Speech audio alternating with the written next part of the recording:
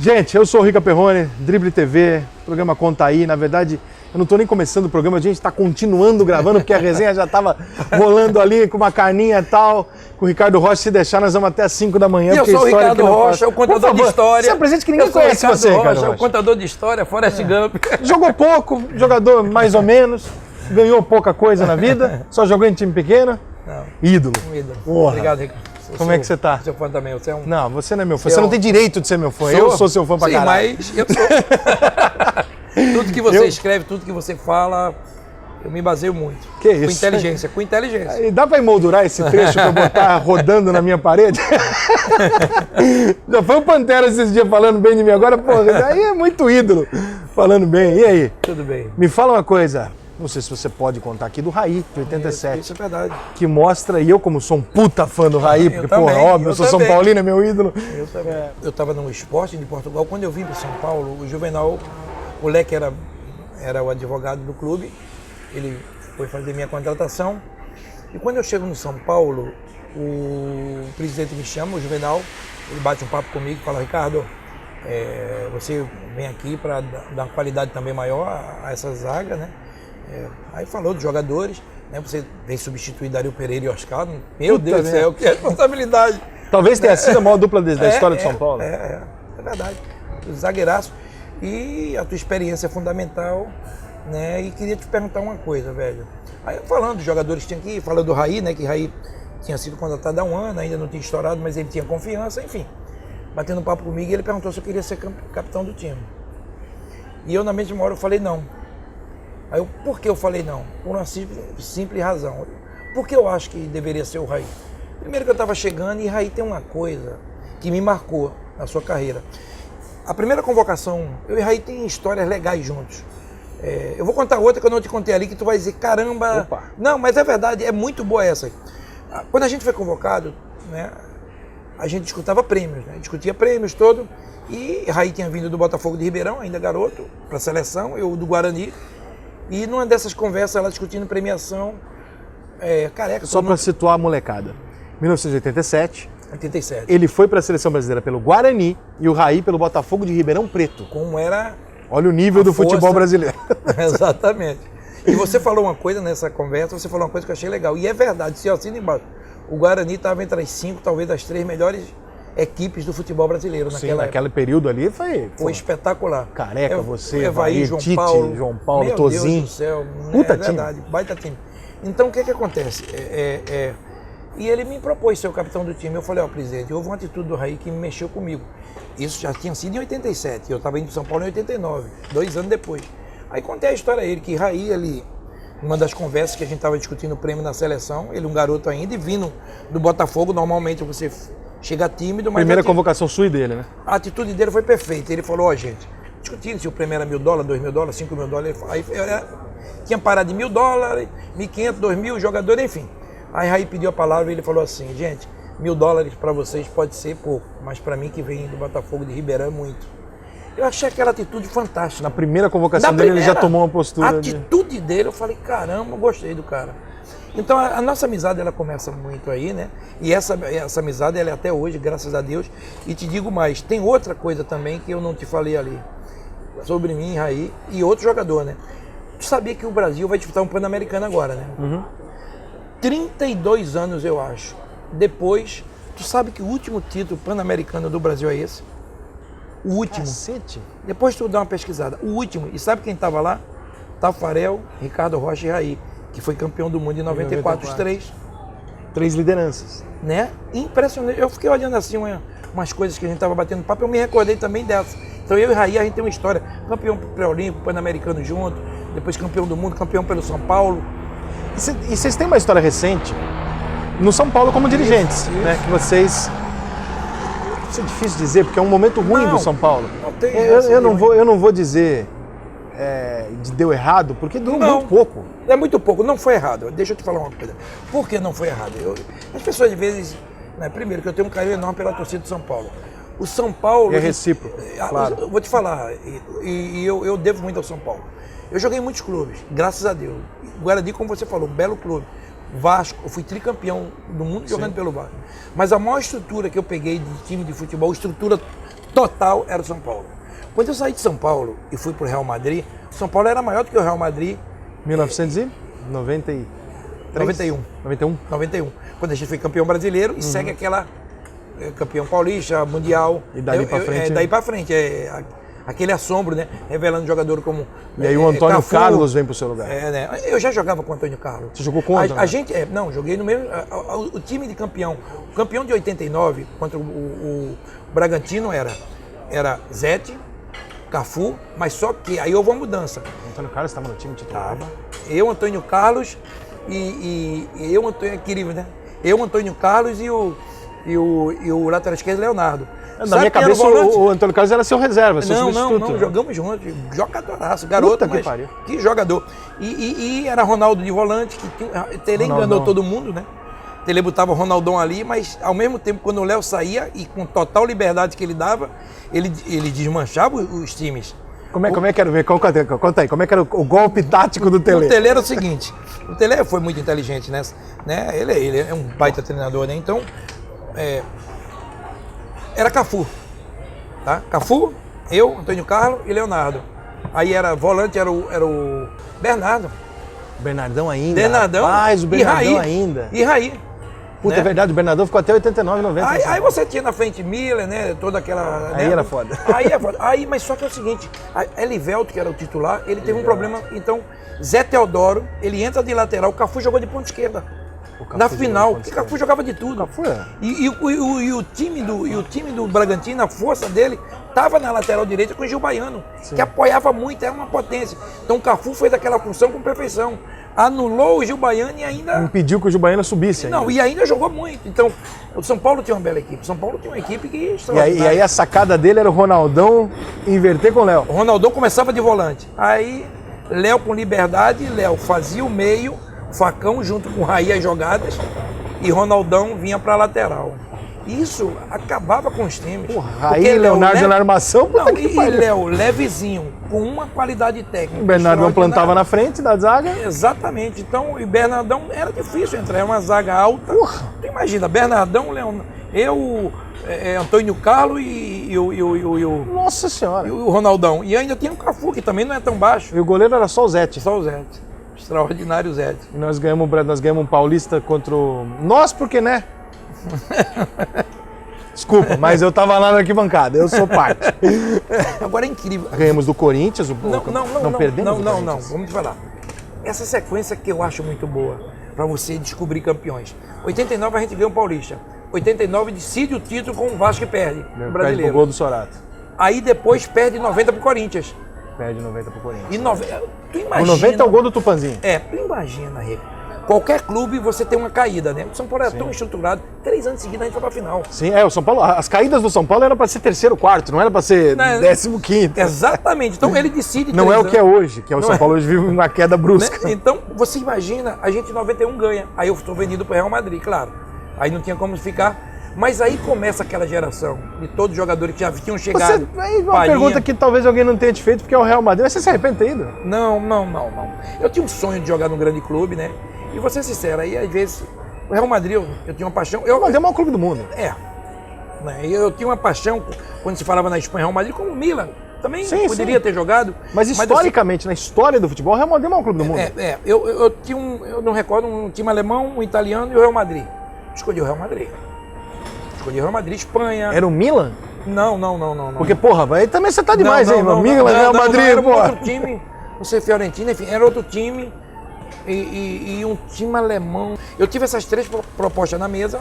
Quer dizer, quando você chega... E eu falei, Juan, Real Madrid. Eu nem pensei no que nem discutir. Porque, porra... Mas quando você chega no Real Madrid, o São Paulo é o... Ele começa.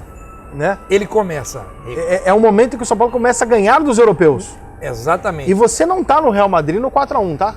Não, eu tava chegando... Fisicamente não estava bem, eu não joguei esse jogo. Não, porque nós ganhamos o Real Madrid. Eu tava lá. De 4-1 lá. E do Barcelona também. Acabou com o jogo. E com o Barcelona também. Também ganhamos de 3-0 do Barcelona. Exatamente. 3-1, 3-0. Então, a evolução do São Paulo, é claro, a minha saída, mas assim, foi bom para mim, o São Paulo ganhou dinheiro, para todo mundo foi bom. Claro. Então, e outra coisa, eu tinha 29 anos, eu não era mais um garoto. Né? Você já estourou no São Paulo, já tinha 26, 25. No São Paulo eu cheguei com 27, então... mais 2 anos ali, 29 aninho. Então, quando pintou o Real Madrid, eu queria Você foi um Jeromel do São Paulo no Lugano, você não chegou ali com 19, não, 20 exatamente. anos. Exatamente, então aquilo para mim me conquistou. Você sair de um clube como o São Paulo, vai para o Real Madrid, então, 2 casas espetaculares. Mas, como eu te falei, naquele momento o São Paulo tinha uma estrutura melhor. Agora, tu fez uma merda na vida. Fez uma merda. O que tu foi fazer na porra da Argentina, capitão? Eu vou te falar por quê. Não pode, capitão. Pode. Você é tetracampeão, capitão. Você não pode jogar naquela porra. Deixa eu te falar um negócio, Rica. Tem uma rivalidade. O Silas, a gente estava lá também no São Lourenço. O Silas estava no São Lourenço, né? E o São Paulo comprou ele de volta depois do São Lourenço, não foi? Ele veio veinho pra cá. Deixa eu te falar uma coisa, Rica. Como eu sou agradecido ao povo argentino e aos jogadores argentinos. Guinha Azul era um garoto. Guinha Azul jogou com você? Samuel. Você jogou no time que nós batemos no Mundial, na Libertadores, no News Old Boys. Isso. Que nós batemos no News. News Old Boys. E falou, Ricardo, olha, eu tenho muitos garotos. Aí falou do Samuel, do Renzo, toda essa geração. Os irmãos Crossa, 2 zagueiros também que jogaram no Boca. Vários jogadores jovens. Revelava jogador o News. A referência de Guarani Ponte, para revelar para o Brasil, era o News. Rosário e News. O Maradona jogou no News. Jogou. E aí é que tá, quando eu cheguei lá, ele falou, você vai ser importante, eu preciso vender os jogadores. A tua hierarquia, a tua conduta, eu já procurei saber. E eu fiquei muito amigo do presidente, ele até morreu no ano passado e tive com ele, antes da morte dele, um cara assim, que a gente fez uma amizade muito boa. Né? Então, eu saí do Fluminense... Quando a bola não tá rolando, dá pra ser amigo de argentino, né? Mas jogando lá, quer ver um negócio? O respeito que eles têm por mim até hoje, o carinho. Eu tive agora na Copa América com o Samuel, aquele jogo Argentina e Venezuela, onde eu estava quarta de finais, eu tive com ele lá. O Scaloni, quando eu cheguei, ele tinha saído. Então, o carinho que eles têm por mim, os jogadores argentinos da minha época, o carinho que a torcida tem por respeito, é muito legal. Mas é difícil não ter carinho pelo que você joga também, né, Ricardo? Porra, tu joga pra cacete, né? Não, e outra coisa, e eu lá, por ninguém que pareça, eu já fui também com 34 anos, Rica, e o carinho do torcedor, assim, o treinador, ele sabia, mas Ricardo não é nenhum garoto, então ele fez um esquema de jogo com 3 zagueiros, eu de líbero, rapaz, foi um dos melhores momentos da minha vida. É mesmo? Porque eu tinha um Samuel que marcava muito, eu tinha um Renzi, jogadores garotos, o Guinha Azul era ponta esquerda. Você ficava na sobra e comandando. O cara vinha todo esfarrapado pra mim. Tu só? Eu só dando e eu digo, eu só aquietando, eu só amansando. Então, eu só tenho uma palavra de agradecimento. Agora, uma cultura diferente. Em 1990, nós perdemos para a Argentina num episódio que para mim e a gente soube disso agora, recentemente. Uma vergonha. Que é uma das coisas mais deploráveis da história do futebol, que é os caras terem dopado os jogadores brasileiros com uma água. Branco. Porra, um absurdo fazer isso. Ali, no campo, naquela animosidade Brasil e Argentina e naquele processo que foi uma Copa muito conturbada para a seleção brasileira. O problema era só bicho? Não. Muitos problemas. Olha, colocaram culpa muito em Lazzaroni na época e eu fiquei muito chateado. Lázaro é um baita cara. O Lázaro errou e todos nós erramos. Eu acho que houve um egoísmo por parte de todos os jogadores, comissão técnica, todos. Grana? Todos, tudo. E grana, jogadores querendo jogar. Foi uma coisa muito conturbada pra gente. Eu falo de coração, aquela seleção não merecia ser campeão. Por tudo e culpa fora de campo. Não, fora de campo. E por tudo, nós éramos amigos, mas fora de campo. Aí tinha a equipe dos Dino e a equipe do Atleta de Cristo. Era uma confusão, mas eu acho que começou tudo mal aqui já. Um elenco rachado. Quando você não define o prêmio. Aqui já saiu, você vê, tem uma foto nossa com a mão no peito. Tapando... Ali houve uma reunião nossa, falou, tá errado isso aqui. Mas hoje, passados todos esses anos, você consegue ver aquela história da seguinte maneira: a CBF nos propôs algo ruim ou vocês foram... Erramos todos. Mercenários, não, assim. não. A CBF propôs algo ruim e a gente não teve cabeça para... A condução foi errada também. A condução foi errada de todos, mas começa pela CBF. Eu falo isso, eu sou amigo de todos. Porque time dava para ganhar, né? Eu tô de coração. Olha a seleção de 90 e de 94, 2 belas seleções. Mas eu acho que o poderio de 90 ainda era mais forte. Ou seja, nós poderíamos ter ganhado. Poderia, a gente jogou muito contra a Argentina. Mas eu acho que o homem lá de cima... 3 bolas, que puta merda. Mas o homem lá de cima disse, vocês não vão merecer. Mas o Miller não fez ali para fazer em 93 contra o Milan, entendeu? Foi a cota dele ele guardou pra E dar foi uma campeão mundial em 94 com a gente também. Foi campeão em 94, o Miller era reserva, mas jogou. Bom, Miller... Que, aliás, nós tínhamos 3 zagueiros, atacantes reserva, Paulo Sérgio, Viola e o Miller. Exatamente. E o Miller foi fundamental na eliminatória, marcando gols. Sim, lá, porque o Romário não ia. Não ia. O Romário foi no último jogo. O Romário não ia, jogava o Miller e o Bebeto. Né? Então aquilo mexeu muito com a gente, né? Então esse grupo, eu acho que, você vê, 98 para ganhar 2002, os problemas de 98. Parece que o Brasil tem que se ferrar uma vez para dar certo. Não, mas não é o Brasil não, Rica. O ser humano e principalmente nós brasileiros. Você aprende muito mais na porrada, Rica. Parece que tem que se ferrar. Porque o elogio... Não, mas todo mundo, eu acho, que toma porrada, a dor é maior. Neymar, as críticas são... Aguenta a porrada então, Neymar, porque o Hexa vem. Não, eu acredito tanto nele, como eu acho que ele é um dos caras que pode dar essa reviravolta. Você acha que o que o Neymar está apanhando, independente de assar exagerado ou não, é fundamental pro Hexa? É fundamental para ele mudar a sua maneira de ser fora de campo. É fundamental para ele conversar com ele e me dizer, amigo, deixa eu te falar, se fala os maiores salários, ele tá. Se fala dos 3 maiores, ele tá em tudo, amigo. Tá em tudo. Ei, é aquele que o Zagallo... A maior digital influencer, a maior garoto de propaganda... Mas vocês têm que me engolir, tem que engolir. Sabe por quê? Primeiro, eu sou contra. Não tem mordomia, tem. Romário tinha, Bebeto, calma. Tá ali, deixa ele com o craque sempre teve mordomia com tem, e outra grupos. Coisa, e tem. Qual é a mordomia? Saber o limite dessa mordomia. Então tem que se respeitar. Ele é um cara importantíssimo para o título. Todo mundo no Brasil, a gente fala assim, o grupo, é claro que é o grupo.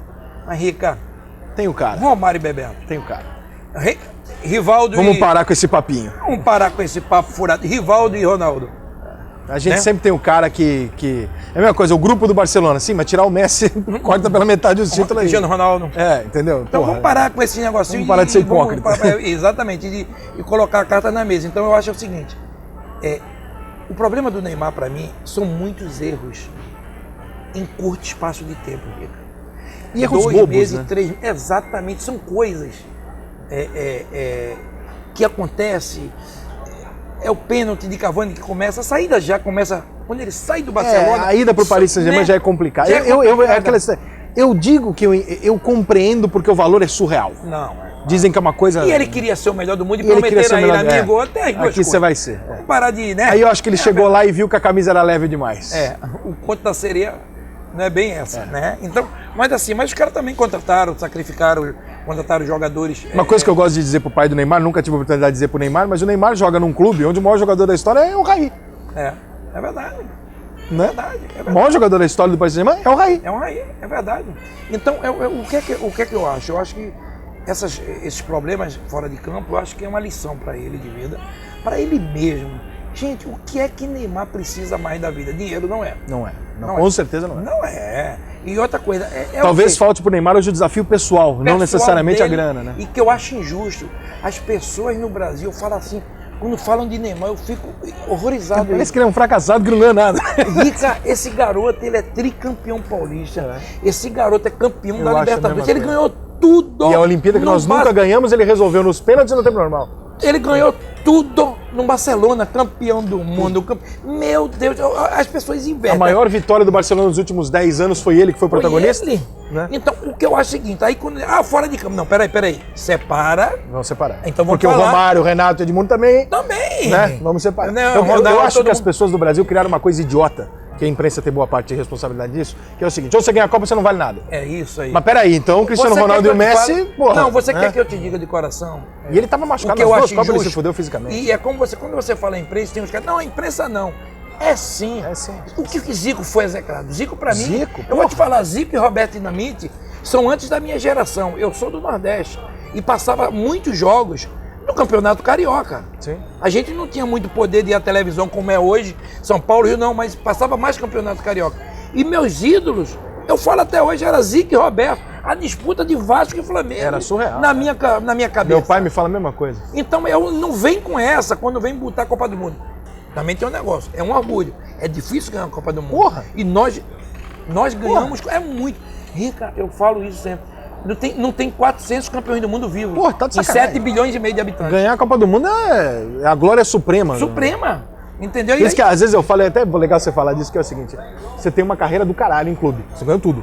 E às vezes eu falo isso e às vezes a molecada na internet briga comigo, não entende, fala assim, mas que seleção? Eu falo assim, cara, ser convocado para a seleção é o topo da carreira do cara. Mas a seleção brasileira não é tudo isso, não é questão de ser tudo isso ou não. Para ele, jogador, o máximo que ele pode fazer na vida é jogar na maior seleção do mundo, que é a brasileira. Quando ele é convocado e bota aquela camisa, ele criou uma história para contar pro bisneto dele. É porque as pessoas vão dizer, eu torcedor do Corinthians, do Flamengo, do Santa Cruz, o cara tem paixão pelo seu clube. Sim, sim. Mas, pergunta qualquer, ninguém é burro. Dizer, Zico não jogou nada. Pelo amor de Deus. Vai falar pro cara do Roberto Dinamite não jogou nada, o maior artilheiro. Demir da Guia não jogou nada. O Demir da Guia não jogou nada. Gente, vamos separar as coises. Por isso que eu digo... Futebol é coletivo. Eu sou fãzaço do garoto. Eu acho que ele tem que melhorar esse problema fora de campo. E ele, seu Daniel Alves, que eu falo que para mim é um exemplo pra gente. Daniel junto com... até Thiago Silva. Vamos ver quem é que vai desses jogadores que jogaram a Copa América. Eles têm que ser importantes, como nós fomos... Quando a gente perde 90, aqueles 10 jogadores, tinha 10 jogadores de 90 convocados para 94. E te digo mais, nós fomos importantes para o título, porque Viola era um garoto, porque Paulo Sérgio era um garoto, claro que porque Zinho era um garoto. Mas aí eu te pergunto o seguinte, eu quero uma história dessa época, eu quero uma história da... a gente conhece a história das mãos dadas contra a Bolívia, para a molecada que não sabe, nós perdemos da Bolívia, a primeira vez que o Brasil perdeu um jogo de eliminatórios, perdemos para a Bolívia na Bolívia, 2-0. Um frango do Tafarel e uma atuação horrorosa do Brasil, voltamos para cá com aquela cara de, não somos invencíveis, e aí tem o jogo da Bolívia em Recife na volta, não é isso? Isso. Que o Ricardo sugere ao grupo para dar as mãos, que foi uma coisa que você viveu em 83, 10 anos na tua carreira no Guarani? Não, no Santa Cruz. Carlos Alberto Silva? Carlos Alberto Silva, no Santa Cruz. Puta técnico também, Carlos Alberto Silva. E aí ele sugere a seleção brasileira, vai até o final, vai até os pênaltis de mão dada, os jogadores nos pênaltis de mão dada, por uma ideia dele, que ele e o Ricardo Gomes sugeriram para o elenco. Como é que funcionava essa liderança? Porque hoje se tem essa imagem de, vou te dar um exemplo mais recente, mais protagonista do Brasil hoje, que é o Flamengo, é o time que contrata, é o time que tem dinheiro. Se contrata o Arrascaeta, o Diego, o Vitinho, o Everton, tal, não sei o quê, e aí você fica olhando e fala assim, sim, é um puta time. Como é que funciona a liderança disso? Está na mão de quem? Qual é a necessidade? Naquele time lá, a liderança era de 3 ou 4? Não, vamos dizer, tinha um quarto lá, eu falo sempre, tinha uns quartos dos Dino lá, e ficava eu, Branco, Dunga e Romário. Inclusive no mesmo quarto? Era o Dunga e Romário. Eu ficava perto, o Branco perto, mas a gente se reunia, batia muito papo ali, conversava de muitas coisas. Mas uma coisa que eu quero te dizer, Ribeiro, eu estava te falando ali, essa seleção campeã do mundo, eu digo assim, em termos de liderança forte, né? O que é que se faz hoje? Tafarel, treinador de goleiro da seleção, Jorginho, treinador, aí tem Aldair e Márcio Santos, também. Aí na esquerda você tem Leonardo, PSG. Aí você tem Mauro Silva, vice-presidente da federação, você tem um Raí. Você tem o Dunga, que foi técnico da seleção brasileira? Eu ia chegar. Dunga, que foi execrado de 90, técnico da seleção brasileira, um líder nato. Aí você pega um Zinho, campeão de tudo. Comentarista de altíssimo nível da televisão. Aí você pega Bebeto e Romário, um é senador, outro é deputado. Enfim, você vê. Quando eu falo de liderança, eram muitos líderes. Liderança intelectual. Intelectual. Não é técnica. Vamos dizer, eu e Dunga tem uma maneira branca, às vezes, aí tu tem uma mais intelectual, é aquela mais silenciosa, que quando fala, vai na ferida também, que é o Jorginho, que é o Raí, que é o Leonardo, que é o Zinho. Não abre a boca para gritar todo dia, mas quando abre, todo mundo ouve. Não, tem que parar. E o nosso grande Ricardo Gomes, que uma semana antes, então, olha quanta liderança boa. E você falou uma coisa, intelectual.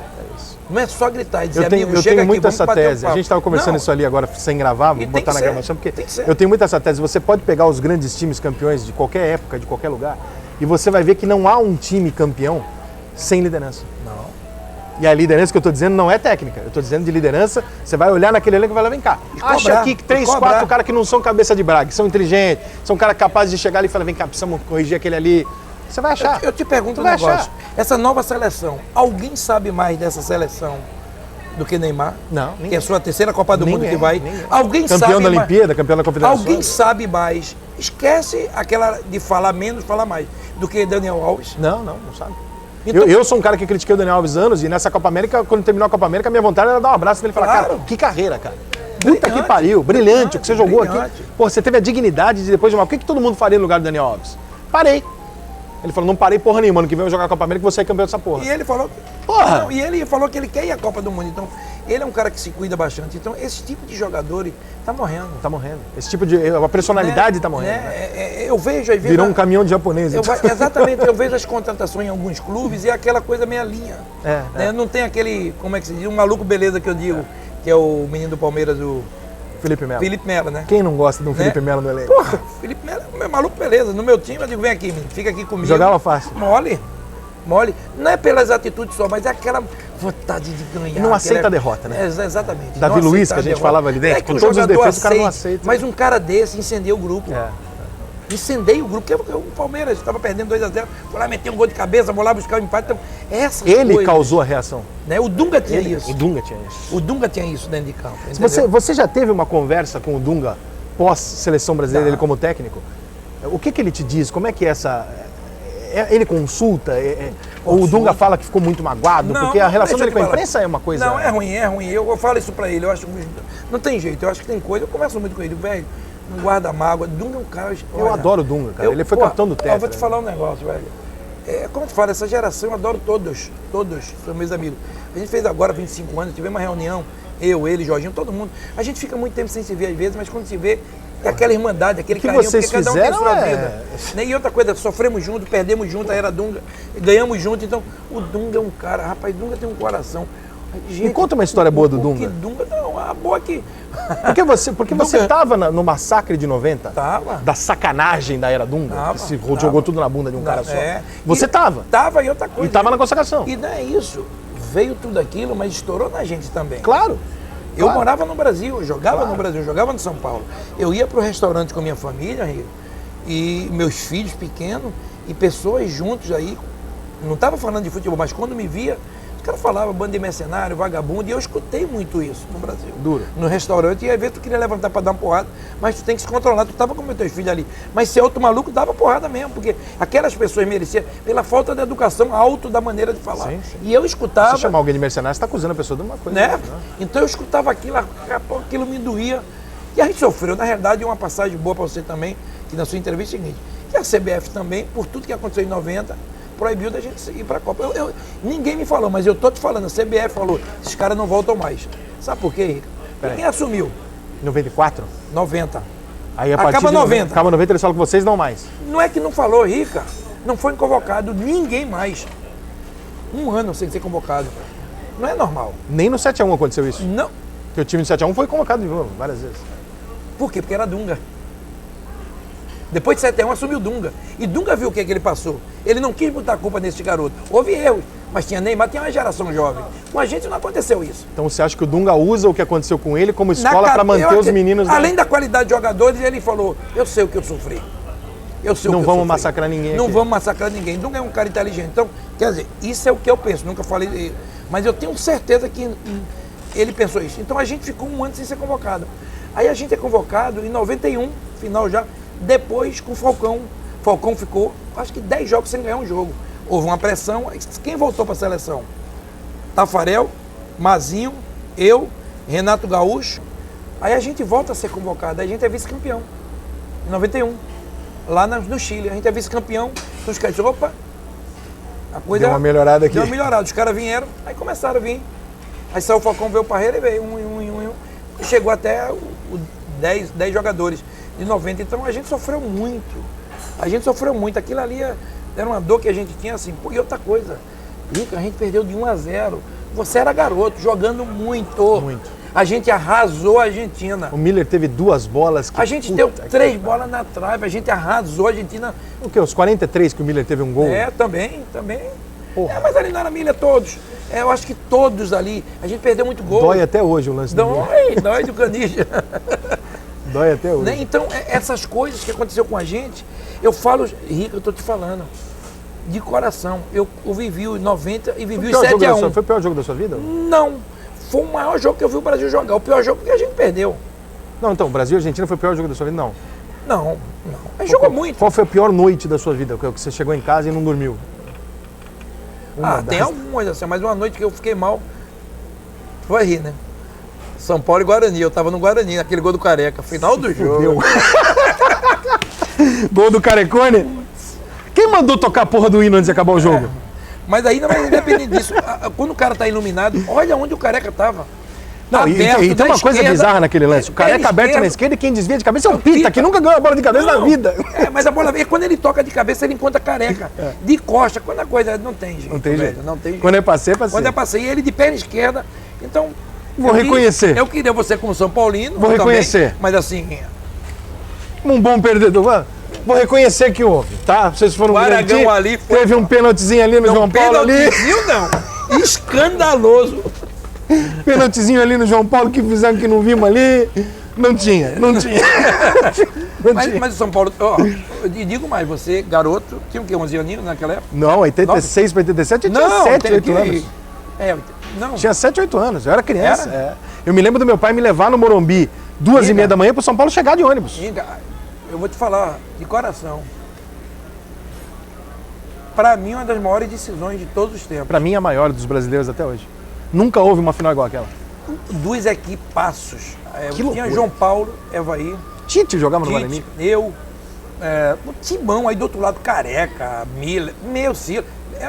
Olha, era uma loucura aquele Gilmar Reinaldo no São Paulo. Então, era uma loucura aquilo ali, né? Então... Agora, vem cá, capitão, você é um cara que, porra, tem uma carreira exemplar. Você é um exemplo. Mas agora que você já parou e tal, você pode contar uma merda que você fez, né? Porque senão a gente fica achando que você não errou na vida. Não, errei. Me conta uma cagada que você... Por que você tomou um porre, tu fez uma cagada? Chegou atrasado num treino, derrubou um técnico, o que você fez? Eu não me lembro assim, não tem assim, eu não sou de beber muito. Eu tenho uma inveja de pessoa que você fala uma cagada, a pessoa pensa, porque eu lembro de 17 em 3 segundos. Não, mas Henrique, que é um negócio que eu acho assim, eu me irrita muito quando um atleta de futebol, ele é entrevistado e ele fala assim, você se arrepende de alguma coisa? Aí o cara fala assim, não me arrependo de nada, eu me arrependo até hoje. Claro. De ter passado ali, não ter dado um bom dia, claro, de ter não falado com um amigo. Mas você deslumbrou? Não. Eu nunca tive, no início sim, no Santa Cruz sim. Surtou? Não, claro, ganhei um dinheirinho, pô, andava de bicicleta ali. 20 anos, comprou um carrão, mulherada em cima. Por quê? Tem 3 coisas que não se brinca na vida. Fome, dinheiro e tesão não se brinca. Então, porra, garoto novo. Não, eu cometi meus erros, né? Eu cometi um erro assim que eu me lembro muito, que é um porre que eu tomei. Eu nunca tinha bebido na minha vida. E eu tomei um porre, Riga. Mas lá no Santa Cruz? Não, no Santa Cruz, tinha 19 aninhos, 18, fui campeão. Eu tomei um porre, assim, eu misturei cerveja, vinho, eu queria ver como é que é. Quero memorar o título. Cachaça, tudo eu misturei, Riga. Tudo que você imaginar. Vodka, tudo os caras me deram. E eu tomei. Rapaz, eu fiquei 48 horas na cama, parecia Mangueira do lado, Imperatriz Leopoldense. Cabeça a mil, uma dor de cabeça. Rica, olha, eu tinha 20 anos, ninguém, depois da minha idade, eu tenho 56 anos, vou fazer 56. Tá com tudo isso? Tô. Cara, tu tá novinho, cara. Tô cheirando a leite, é Botox agora. Eu achei que tu tinha uns 45, 46, caralho. Não, pensando bem, eu era criança quando você jogava. Tu imagina. Mas se você é um garotão hoje Não, também. mas depois que tu deu um tapa no cabelo, tu virou uma Nutelinha, né? Tu virou um capitão Nutella. Virei. O que aconteceu? É muita novela. A mulher reclamou, tu falou, não, vou dar uma alisada no cabelo. Não, alisei o cabelo não. Alisou o cabelo sim. Não, alisei não. Aqui é gel. Não, alisei não. É o seguinte, eu acho que a modernidade, ela vem para todo mundo. Eu sou de uma época que nossos pais com 40, era muito velho. Muito velho, A gente é puta velho. Caramba, como tá velho. Hoje tem várias... Eu tenho 40 anos, todo mundo acha que eu sou um moleque, né? Agora você perguntar, Ricardo, se botar um botoxzinho ali, eu vou fazer, não tem problema nenhum. Sim. Não tenho vergonha. Sim. Só que é o seguinte, eu me cuido. Eu tenho um problema seríssimo, hereditário. Eu perdi um irmão o ano passado com 53 anos, eu já tinha perdido um com 42. Perdi meu pai antes dos 60 e minha mãe. Mas o quê? Coração? A gente tem problema de pessoas muito jovens ligadas a mim. Então aquilo me alertou. Então, às vezes, Ricardo tá bem, tá magrinho, mas isso também é uma questão de saúde, porque não eu preciso. Só estético. Não, mas magreza, você vê se pode estar gordinho. E ao falar em gordinho, a pressão foi grande. Tô fudido. Hein? Quem não sabe, eu escrevi um texto brincando sobre gordos, o Instagram me deletou o texto. Pelo amor de Deus. Falou que foi um discurso de ódio. Não, porra, eu sou gordo, como é que é discurso de ódio? Zero. Discurso de humor, porra. Não, aí faz do mal. O Brasil tá tudo. É muito chato. Puta merda.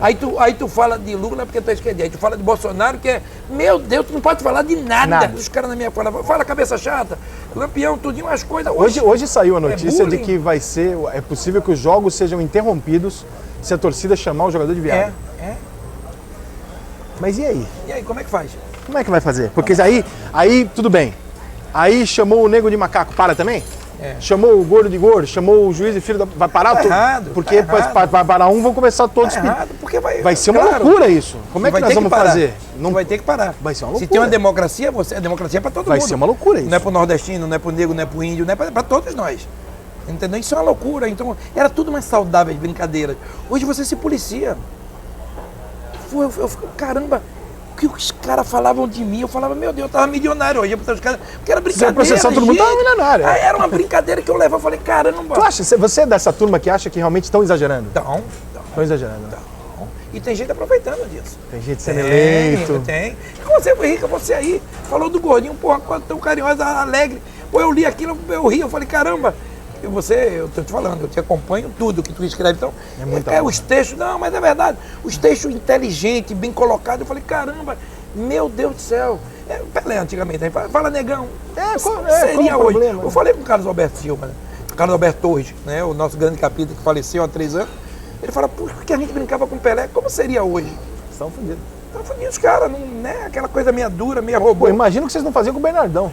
Meu Deus do céu. Outro dia encontrei o Bernardão lá no São Paulo, ele tava no clube. Amigão. Não vou falar pra você que o Bernardão... Você vem o Bernardão? Você tem visto o Bernardão? Tenho. O Bernardão é o mesmo cara, que se ele quiser entrar em campo, hoje ele engana todo mundo. Exatamente. Mudou porra nenhuma. A mesma coisa. O negão não envelhece, né, cara? Não, Filho da puta. Porra. E ele se cuida, é um bom cara, amigo. É, que se cuida. Ele é do caralho. É o que a gente deixa no futebol, é isso, é as amizades. Então, é isso que eu digo, você tem que se cuidar. Acho que a vida, em termos médicos, a evolução ela é muito grande, da TV, de tudo. E outra coisa, eu não sou contra, não. Isso aqui, ó, acabou com o mundo, acabou. Tem que saber como é que fala de mim, mas tem que seguir. É o que tem, amigo. Vamos dizer, eu sou da época um jogador, eu estava vendo, eu fui na Igreja Comari, nos 25 anos, e não é que me incomodou. A gente chega, tem um quarto. O quarto é só teu. Tu não tem ninguém para conversar. Aí os caras falam, não, agora é assim, o cara fica no quarto dele. Não fica. Fica o quarto dele, os amigos, isso aqui. E a conversa do dia a dia? Vamos dizer, eu e você, jogador. E aí, Ricardo, como é? Pô, hoje não foi legal. Pô, como é que foi? Então, eu peguei um garoto, Márcio Santos na época, a gente conversava muito.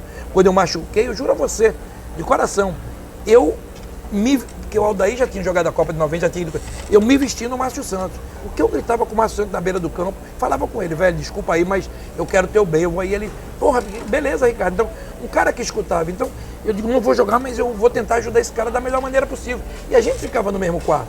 Quer dizer, hoje tu chega no teu quarto, tá você, sozinho, televisão e o celular. Tu vai pra onde? Né? E quem tá ali pra gente, né? Você, às vezes, tem um momento que você tá mal, não tá bem. Então... Relação humana é muito pequena, né? Não, a relação humana praticamente inexistente. Você vê grandes fotos hoje, os jogadores no vestiário terminam o jogo, 10. Aí tu vê aquela foto e te assusta, porque a gente chega vibrando, ganhamos, todo mundo feliz, depois tu vai fazer o que... Mas não, primeira coisa é a foto. é muito seco, né? Muito... Mas é evolução. Você São outros tempos, a gente só tem que adaptar, né? Tem que adaptar. Pra encerrar, me conta a história mais engraçada da sua vida. Escolhe. Eu falo muito do Kawasaki, mas eu vou contar a minha do branco. Como é que é, né? Do Kawasaki. Ih, rapaz, eu nunca ouvi essa porra. Não, ouviu, porra. A do Kawasaki, Já ouvi a do Kawasaki? que eu falei kamikaze, era kamikaze. Caralho, eu vi. Eu te falei, não. Já. Essa é boa, mas essa aí já tem na internet. Não, já tem. Conta essa Vou outra. te contar, tu que é São Paulino. Eu já tenho essa também, mas vou contar porque é boa. Boa, vamos. Do Ronaldão, tu sabe? Não. Dos 3 títulos que a gente foi, Não. 89 a gente vai pro título. Tá o título brasileiro. O Vasco. Embaixo. Aí eu ia nos quartos jogadores agitando, batia na porta, chutava, chegando a hora do jogo, vamos lá, vamos ganhar. Aí eu entro no quarto do Ronaldão e ele lê nos Gandhi. O Ronaldão é todo intelectual. né? Ronaldão, pô. Puta negão daquele tamanho, sentava puro, puta do intelectual. Porrada, é bom aí, o cara romântico, da Flor, Roberto Carlos. Não, Ronaldão. Então aí o Ronaldão, aí eu entrei no quarto de fazer o baile, aí o que foi? Ele lendo, eu falei, quem é esse Gandhi? Eu falei, quem é Gandhi? Ele, eu sabia quem era, mas eu vou meter nordestino, né? Parede de Lampião, digo, vou meter uma... Eu digo, quem é esse rapaz aí? Ele disse, ai, Gandhi, ele sabe? Eu digo, não, sei não. Claro que eu sabia. Não, é intelectual. Ele falando baixinho, o Ronaldão, ele é um forte. Falando baixinho, não. Não, porque o Gandhi é um cara importante, paz no coração. Eu digo, é mesmo, Ronaldo? Disse, é. Esse cara é maravilhoso. Eu digo, é mesmo. Esse cara é bom mesmo. Ele disse, bom, vamos ver. 1-0, o Vasco ganhou. Perdemos o jogo. O Gandhi é o caralho. Escuta. Já tá sabendo a merda que vai dar, né? 90, Corinthians. Nos quartos, Ronaldão, grande de novo. Eu digo, que esse cara? Isso do ano passado, o grande, ele disse, paz no coração, harmonia. Falando baixinho, eu digo, pô, negócio, eu conheço esse negócio, para com essa porra. O grande é legal, eu disse, legal pra caramba, Ricardo. Eu tenho uma paz de espírito quando eu falo nesse cara de amor, família. Eu não consigo mais dar o Ronaldão. Eu falei, é mesmo, Ronaldão? Ele disse, Corinthians é campeão. Perdemos 2 títulos com o grande. Puta que... Terceiro ano, que é o que São a gente Paulo e ganhou. Bragantino. Terceiro ano, eu entro de novo. E aí, Ronaldão, vamos ganhar essa porra todinha. Quem é ele, Gandhi, de novo? Aí não dá. Escuta.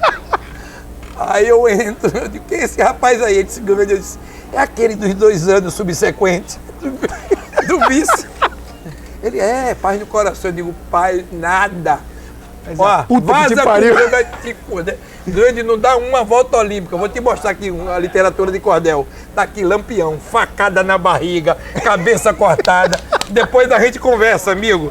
Tomou Gandhi na mão dele. O meu Gandhi deu o Lampião. Eu digo, lê aqui, campeão. Ganhamos. Aí o Lampião seguiu depois com ele, que eu fui pro Real Madrid. Falei, Ronaldão, é muita paz no espírito. É muita. Não dá pra ser campeão Não com dá, paz de espírito. Não Eu dá. tenho um amigo meu, Edinho, que era supervisor, que ele falava assim, quando eu chego no vestiário, numa concentração, tá tudo quieto, eu mando tocar fogo no colchão. Tá alguma coisa errada. É decisão. Véspera de jogo você não pode estar Tu calmo. tem que ver, a gente em 94, pegando fogo, todo mundo, vamos ganhar. Brasil e pô. Itália, véspera, e aí? Coro comeu. Véspera não, de manhã, Não, pior de ainda. manhã, de tarde, a gente dormia não, ninguém dorme, velho. Tu dorme, mas de Miguel, nem um lado e nem do outro. Nenhuma briga, nenhuma discussão, nada. Não, nada, mas é porrada comendo. A gente precisa ser campeão. Falamos muito do Senna, né? Foi 24, O Senna a tinha morte. morrido um 2,5 antes. É, o Denner. O Denner tinha morrido também. Né? Então, Puta, 94 foi uma merda antes da Copa. Foi difícil. Pra mim, Brasil numa principalmente, puta crise, porque o inflação. Denner era meu Denner é teu chapa, né? amigo. O garoto que, O quando Denner veio, seria um Neymar? teria. Tinha chance. Tinha, né? Tinha. Um jogadoraço. Então, aconteceu tudo com a gente. Então, perdeu 90, morte do Denner, depois do Senna. Então, 24 anos sem ganhar. É. Ei, tu imagina. Por isso que eu digo, eu sou fã dos caras. Imagina, tu é macho, sou. Aqui, a bolinha no peito e caminhar sozinho pra bater. Não, aquilo ali não tem. Ei, Baggio, eu te falo, Rica, Baggio e Baresi, que pra mim são os jogadores. O Baresi é o maior zagueiro do mundo, era na época. E o Baggio, um fenômeno. O Baggio levou a Itália sozinho pra final. Sozinho. Onde ele colocar aquela bola? Porque não tem qualidade, né? Não, amigo. Não, porque, cara, Aqui, ó. deve ter sido uma. Aqui, eu não consigo vai imaginar, caminhando. eu não consigo imaginar Não aquilo. dá. Eu não consigo imaginar. Eu não consigo, o excesso. É quando os caras falam assim, o equilíbrio, eu digo, quero ver ali. Eu não consigo imaginar. Você pegar Não a bola dá. e faz, pô, agora eu bato o Sozinho. pênalti que decide um título após 24 anos pra seleção brasileira. Sozinho. Puta que eu pariu. Você sozinho. Puta, quem perdeu? O Márcio Santos. E Márcio Santos bateu os 10 primeiros pênaltis e foi o primeiro que bateu e perdeu. E não é que bateu mal, não. O goleiro pegou bem. bateu. Né? Então, Quem bateu assustadoramente foi o Romário, que a bola bateu na trave, quase que não. E ele não tava Caralho, no pênalti. Na relação ele não tava. Faltava um pra nós, né? Faltava o Que Bebeto. era o Bebeto. É, Bebeto. Mas aí foi tranquilo, o Baggio meteu lá em cima e é tetra e vamos embora. Meu capitão, Porra. Obrigado pela entrevista. Não, obrigado Obrigado você. pelos títulos no São Paulo. Obrigado você. Obrigado Pô, pelo Tetra e pelos elogios. Você é meu ídolo. E vai colocando as tuas. Eu tô lá, hein? Tô te acompanhando. Olha o leitor que eu tenho, moral, hein? Rapaziada, se inscreve, sininho, aquele processo todo do YouTube, dá like e tal, não sei o quê. Aqui é Drible TV, aqui é softball. Valeu.